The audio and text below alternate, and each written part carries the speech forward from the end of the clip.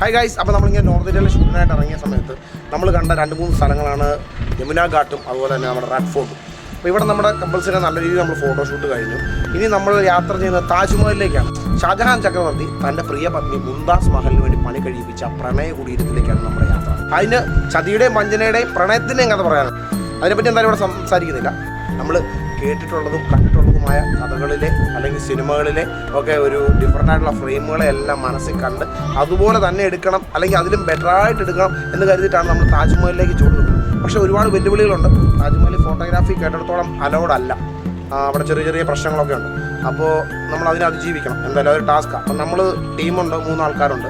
അതുപോലെ തന്നെ നമ്മുടെ കൂടെ നമ്മുടെ കസ്റ്റമർ, അവരുടെ റിലേറ്റീവ്സൊക്കെ ഉണ്ട്. ഇവരൊക്കെ ഉള്ളതുകൊണ്ട് തന്നെ ഒരു പക്ഷേ നമുക്ക് അതൊക്കെ പോസിബിൾ ആവും. പക്ഷേ ക്രൗഡ് എപ്പോഴും ഫോട്ടോഗ്രാഫിക്ക് ഒരു ഒബ്സ്റ്റക്കിൾ തന്നെയാണ്. അപ്പോൾ നമ്മൾ അതിനെ അതിജീവിക്കണം. ക്രൗഡ് ഇല്ലാത്ത ഫോട്ടോസ് എടുത്ത് ഫലിപ്പിച്ചിട്ട് വേണം നമുക്ക് ഈ സേവ് ദ ഡേറ്റ് ക്ലിക്കാക്കാൻ. അപ്പോൾ എന്തായാലും നമുക്ക് താജ്മഹലിനെ അടുത്തറിഞ്ഞ് കണ്ടിട്ട് വരാം.